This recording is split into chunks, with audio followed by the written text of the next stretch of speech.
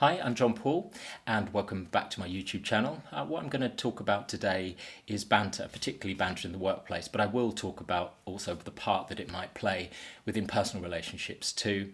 The reason for doing this is something I've written an article about before. I've recorded that for this YouTube channel actually, so if you have a look through past videos, one of them will be me reading that article. And also I've recently been asked, because of one of those articles actually, to be part of something going into the city to talk in corporate environments about the part of banter, what the part that it might play, its relationship with bullying and harassment. So what I wanted to do, as I say, is explore banter generally. I'll start by giving a definition of banter, what is it, then go on to talk about why it might potentially be problematic, particularly within the workplace culture. That's what I'm going to be focusing on in here, but also later on, towards the end of the video, I'll be talking about its part potentially in personal relationships too. Of course, some workplace relationships overlap with personal relationships as well.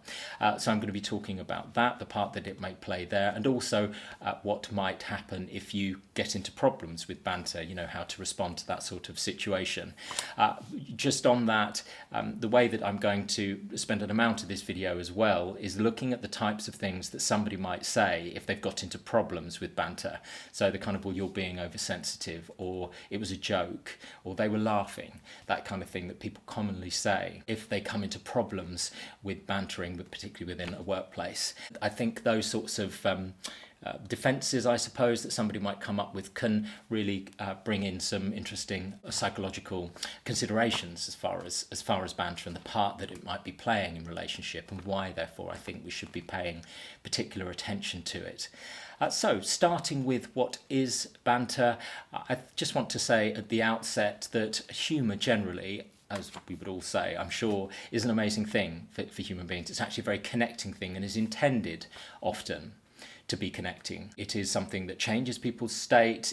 We regulate ourselves with humour. If something is being, is a difficult situation, it can be used to avoid tears or sadness, but it can also, because it regulates people's state, be something which connects somebody to themselves, and also, I think, connects people to other people. So these thoughts that I'm having aren't about humour generally, or about not having humour in the workplace. Banter is something that's very specific. I mean, the reason I'm talking about that generally and saying that about humour is I think that we have got into a situation where a lot of people use the word banter instead of humour.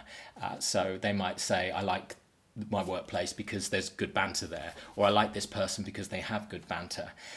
And it's sort of replacing saying I like this person because they've got a good sense of humour, or they're funny, or they're witty.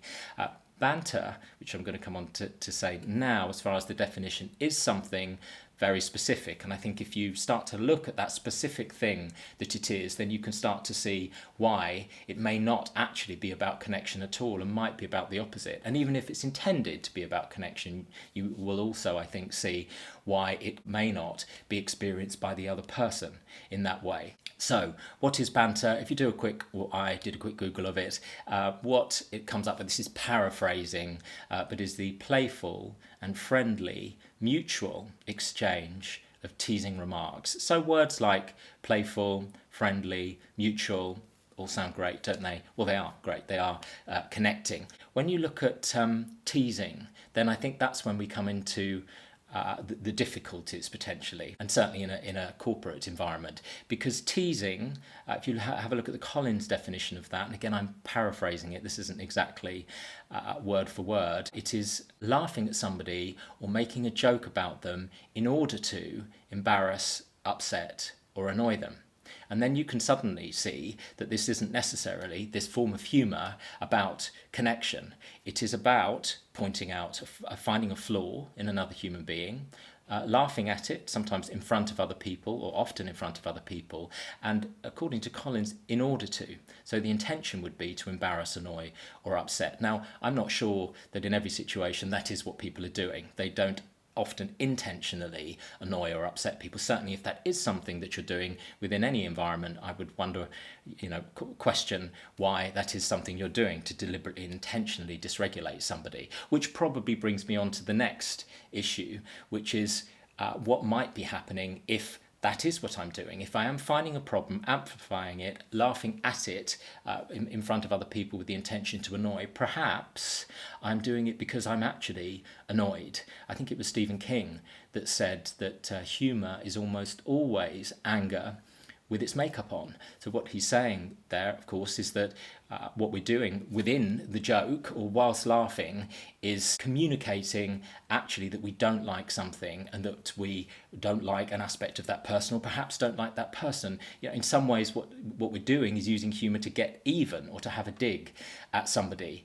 And I think that is not an unusual thing. If we think about it, you know, sort of cliches, phrases like many a true word is said in jest or is spoken in jest. We're all familiar with the idea that we might say things whilst laughing that we actually mean. We know when we're receiving that too. And I will come on to it as well. The trouble with that is it doesn't get our need met. You know, if there is a reason that we are annoyed about something, perhaps a justifiable reason, doing it with banter does not get our need met, let alone the effect that it might be having on the other person, because of course we're laughing when we're doing it. So how does that person know that we're serious about whatever it is, that, you know, the point that we're making?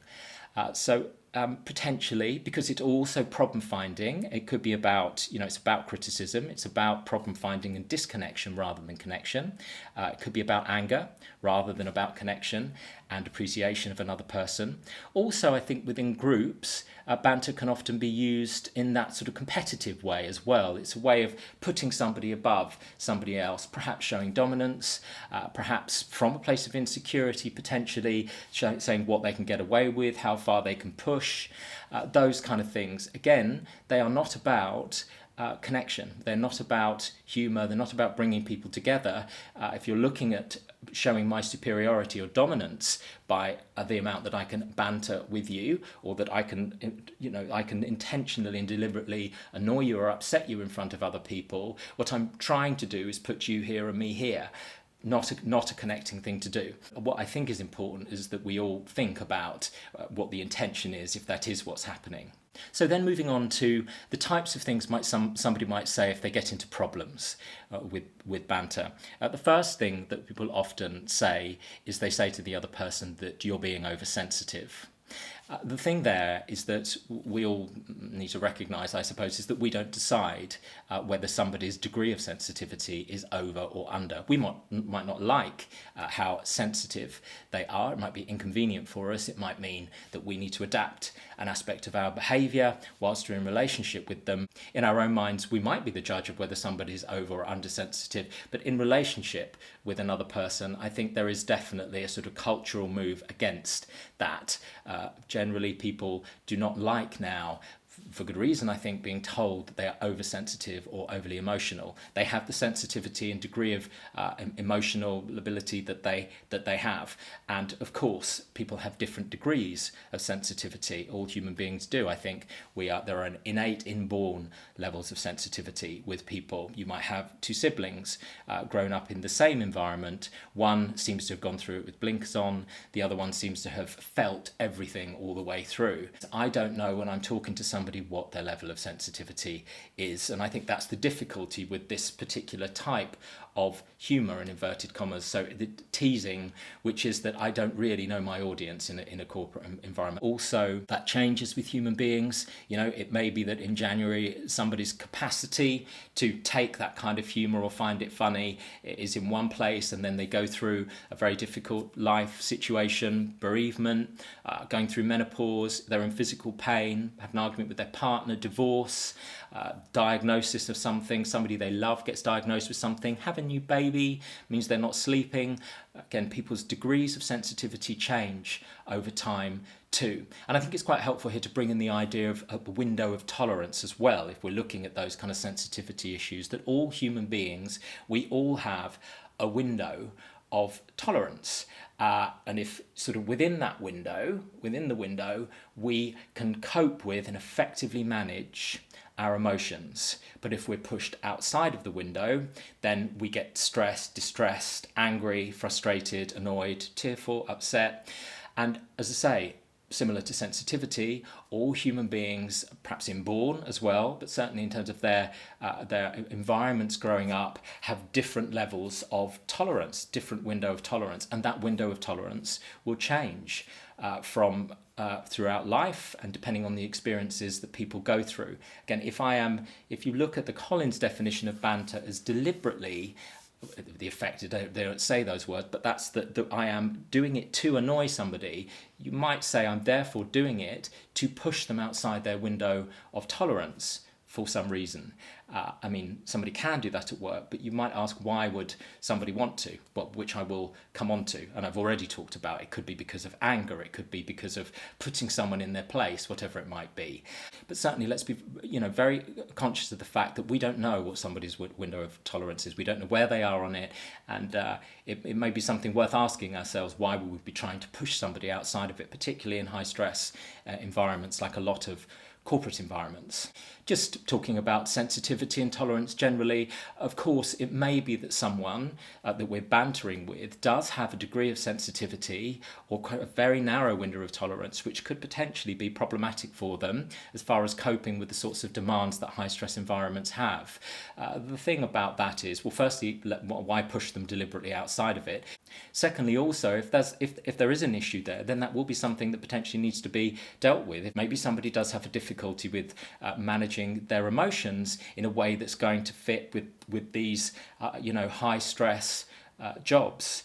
But the point is, if that is an issue, and again I'm going to come on to that as well, then we can deal with that in other ways. We don't have to deal with that with banter. That can be clearly communicated to somebody in a calm, straightforward way, and managed. People's window of tolerances can be increased. People's degree of sensitivity, if there is a degree of sensitivity which is sort of not in line with the sorts of things they're going to need to deal with at work, then that is something that can be looked at and worked through. Human beings' brains are very plastic. Things can change over time. So if we do have a concern about that with somebody, then we can communicate it, and that can potentially change over time. On sensitivity, though, I think really the way things are going now, rather than necessarily somebody being too oversensitive in situations, where the attention is moving too often now is undersensitivity as far as other people's feelings and emotions within a workplace environment. Sensitive people having a sensitivity to their own feelings and other people's feelings can be a significant asset within a corporate environment, within any environment, of course. And it will be something that could be really valuable in terms of negotiation and relationships with clients and customers and those things. So, but we want obviously somebody's sensitivity to be working for them rather than somebody being at the mercy of their sensitivity. But if that is something we want to be paying attention to or ought to be paid attention to, then as I say, I've said it a couple of times, but I think we should be doing that in a way that is clear, clean, and straightforward, rather than cloaking it in some sort of banter. The next thing that's often said, if somebody gets offended within banter, or it's a joke, you need to have a sense of humour.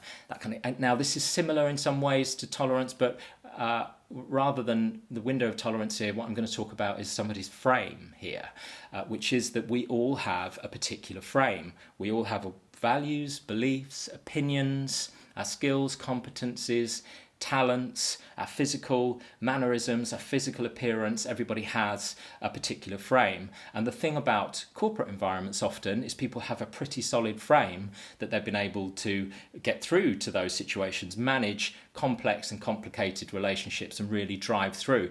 And that word drive as well, their frame has often been moved through, perhaps at times, in a competitive way, at the expense of others.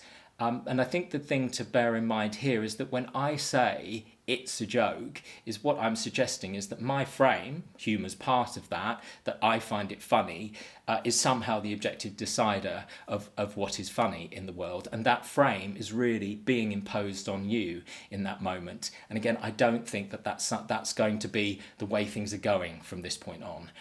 Just that I don't decide what your degree of sensitivity or otherwise should be, just because it's inconvenient for me. I don't think we're in a situation anymore where just because I think it's funny, that's something that should be imposed on you. If you look at it as well, that of course somebody's intellect, their negotiation skills, their focus, their experience, those parts of their frame are absolutely of enormous value within a corporate environment for the people around them. That's not mean doesn't mean they get imposed on them, but they are sort of offered, and other people, perhaps more junior people, can really learn from those things. That's part of career development within corporate environments. I think somebody's humour, though, I mean, generally humour is probably one of the reasons they've got through, and one of the reasons perhaps they're liked and that kind of thing. But banter, specifically teasing, finding the problems in somebody and laughing at it, potentially around other people, is not an aspect of somebody's frame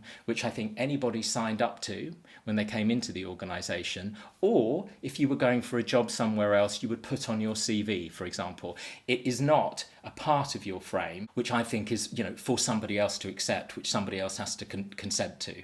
Next, moving on to the sort of justification, which is that somebody else was laughing in a particular situation. Now, of course, that might be true. Well, it is true in situations. People do laugh at banter. Now, that doesn't necessarily mean that they're finding it funny, though. It might be, if you look at sort of trauma responses for human beings, taking it to quite an extreme level, I guess. There's fight, flight, freeze, but there's also a people-pleasing, fawning response that has been identified as well, which is that in situations where people become triggered, where their trauma gets triggered, perhaps through reminds them of bullying during adolescence, a people-pleasing, fawning response will mean that they will smile at a situation and laugh, because what they're trying to do is minimize the threat and avoid this situation becoming any worse. You can see very much that fawning, people-pleasing is quite a good survival strategy in situations. And I know talking about survival within the context of a corporate environment might sound quite dramatic, but the thing is, nobody wants to be excluded from a group. That is not necessarily a conscious thing for people, but we have an evolutionary requirement to be part of the group because we're stronger together. So to be excluded from the group, to a particular part of our brain, I think threatens our psychological survival. So people will do anything to remain part of a group. You can see that people will engage in lots of behaviour that they come out of the group and think, why on earth did I do that? Why did I consent to that? Why was I a bystander to that? Lots of behaviour that they would not engage in on a one-to-one basis with someone. There's very much a pressure which is an overriding survival pressure to remain part of a group. So somebody laughing could very much be part of that. The last thing they want, as I say, is to be put on the outside of a group and for their psychological survival to be threatened. Also, another important driver for people is the drive side of things: finance, money, promotions, those kind of things. And to say, I don't think that's funny what you're doing, I wish you'd stop doing that. If it's somebody perhaps in a position of seniority, that could threaten promotion, it could threaten a bonus, whatever it might be. So there can be powerful drives compelling a human being to laugh along with what's happening and not to raise a problem. Of course, the other thing here is that people's views change. So what somebody may have found funny at 21, they may not find funny at 22. People's view shifts. One of the most fundamental freedoms that all human beings have is the freedom to change our minds about something. And I think generally there's a sort of cultural shift away from accepting that somebody is oversensitive, or that's a joke, or tolerating whatever is imposed in a workplace or whatever the culture is, much more towards questioning it. And I think the thing is, once you see that something could potentially be bullying, you can't unsee it. And as I say, people's view changes once they speak to friends, once they speak to family. Social media, would be all over these sorts of things. So they listen to other people's experiences who say that what everybody was laughing at is bullying. They've gone through to an industrial tribunal or whatever, and it was found to be bullying. All these sorts of things shift people's perspective. If I use the example within the therapy room, of course, it's not actually banter, but I might ask the question, what whether somebody has experienced physical abuse, emotional abuse, sexual abuse, or neglect. Somebody says no, as far as physical abuse, and I will often say, did your parents hit you? And somebody will often say, yes, they did, but everybody was hit when I was growing up. So you can see now, I think there's a cultural shift away from hitting children, but that person has gone through life seeing that the thing that happened to them that was what happened, it's acceptable, they don't really think about it. It will have had an impact on how they see themselves and the rest of the world, but they won't be conscious about that. But once I say to somebody, but actually what was happening there was that the person who you were entirely dependent on for your survival put their hands on you in anger, physical violence towards you, and you had no choice but to remain and perhaps smile and okay it. The way somebody sees that then can change, and once they see it differently, they're not going to unsee it differently. And I think that can definitely happen in the case of banter, what's bullying, what's harassment. Within the workplace. So if somebody's laughing, yes, it could be a conditioned response, it could be potentially a trauma response, and also their view of that could change within a relatively short period of time, which again we have no control over. I mean, the next thing that might come up is say somebody is in banter teasing somebody about their organisational skills or how they're always late, and then somebody gets upset about it and says, I'm offended by you saying that, or joking in front of other people about it, humiliating me. The banterer might say, well, it's true, you are disorganised or often late to things. Again, this goes back to the point that I was making about the fact that banter might be being used to communicate something in anger, some true experience that somebody's having that they want to communicate, but they find it difficult to do in another way. And I think that's the point here. Of course, there are things that need to be dealt with as far as somebody's performance sometimes. Somebody's consistent lateness or disorganisation is a potential problem. But the way to communicate it, I don't think, is to be making a joke about it in front of other people, because firstly, you're laughing and so are they. So is it a problem for you or not? Is it something they need to address or not? And I think by distressing them in that way, if they become annoyed or humiliated, you become the problem, if you see what I mean. So whatever it is that you were trying to achieve, which may be an absolutely legitimate thing in terms of the business interest, you become the problem in that situation and it gets lost. So if there is a concern about an aspect of somebody's performance or behaviour at work, rather than joking about it or laughing about it, why not just clearly communicate it calmly with a facial expression which is consistent with what you how you experience it. The next thing that people will often say is, I'm not their therapist, they need to leave their feelings at the door. It's clearly the case that nobody at work is another person's therapist. As far as leaving their feelings at the door, I think that is impossible for human beings. It would be convenient in high stress environments if people left their stress and their anxiety and their anger and their distress at their argument that morning with their partner or whatever else, if they could leave that at the door and not bring that to work, because at times potentially, of course, that is inconvenient as far as the commitments and the goals and the things that need to be done that day.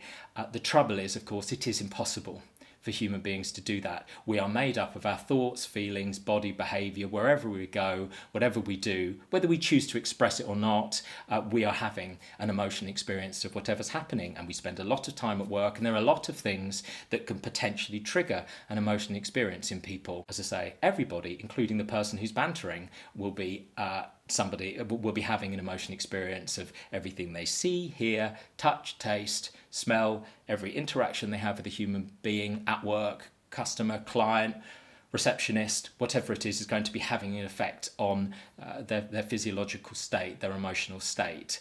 So I think we need to accept that. And I don't mean worrying about them all the time, or that we need to spend all our time taking care of somebody else. What I'm saying is that why would we deliberately do something, which again is that implication of the Collins definition, that's going to annoy them, that's going to upset them, that's going to embarrass them, that's going to humiliate them? Why would we do that? Okay, I mean, there's a number of examples there. I hope what's not coming across is that I'm lacking in empathy for the person who is engaging in the banter. Of course, if they are doing it intentionally, then I think that's something somebody needs to stop at work in a corporate environment because of all these reasons that I've described. Often what people are doing is something unintentionally. I think they are doing it out of habit. They're doing it because that's the environment they grew up in, because they were told and conditioned that that was funny, because if they want to communicate difficulty or distress in something, that's how they were shown to do it. Most human beings, we're doing our best in particular situations, and certainly we get shown what to do and modelled what to do and told what to do as we're growing up, and that is what somebody learned. Little children aren't banterers. It's something that people learn throughout their upbringing, their childhood often, and then certainly through school. And to change that, if it is something that somebody's doing unintentionally, to change that is difficult. We're pattern forming human beings. The best predictor of future behaviour is past behaviour. So it is very hard for human beings to make changes. So it is likely that even if you think cognitively, or I can see that that might be a great thing to do at work, certainly in a high stress environment we revert to form and typical patterns of behaviour. So it is going to be something that's difficult to change, even if you want to. And as I say, I've a significant degree of empathy for any human being who's trying to make changes, particularly in high stress environments where we get into very fixed ways of being and doing just in order to get through and drive through. 80 to 90% of what we do is unconscious. 80 to 90% of how we relate, how we see ourselves, is all not thought about, not consciously thought about. The thing is here, with the types of things I've been saying, if now it's being made conscious and you are aware about the potential impact that it might have on somebody, the potential adverse impact, then I think, why not be looking at that and be thinking about it and doing what we can to make a change there. And if we accidentally do offend somebody or embarrass or upset them and they tell us that, then I just wanted to say a bit about that. What's important here, I think, are two words, which is atonement, but also attunement. Atonement is, of course, the sorry. Attunement will be putting ourselves in that person's shoes and really trying to understand why they're upset and see their upset and hear their upset and acknowledge that. Now, often what people think is being looked for by the other person is a sorry, and it will end with that. Actually, I think generally in relationship, sorry can be important, but I think the most important thing often that somebody's in a sort of conflict situation, which may be what's happening here, often what somebody's actually looking for and wants to hear is attunement from the other person, is an understanding from the other person as to why that they're upset and why they've got upset about it. Because personally, I think that's the only way something is going to be different. I mean, of course, I can say, oh, sorry, and not mean it. That doesn't mean I'm not going to do it again. But if I really put myself in that other person's shoes, really try to understand the impact that my words have had and see the impact and feel the impact, then I think that's the thing that's going to mean that I don't do it anymore, or I'm much less likely to do it in the future. So I don't think if we say, oh gosh, well, I didn't mean to do it, it's not a full stop after that now. I didn't mean to do it. I can see that it has distressed you. I can see that you're upset about it, and I will try not to do that again in the future, is I think more the sort of territory that would be helpful here. I've been talking a lot about kind of corporate environments and what banter might mean within a corporate situation, and how that we should really pay attention to it there, because we don't know our audience, because I don't think it's a fundamental part of what work needs to be and ought to be. Somebody might say, what about in personal relationships?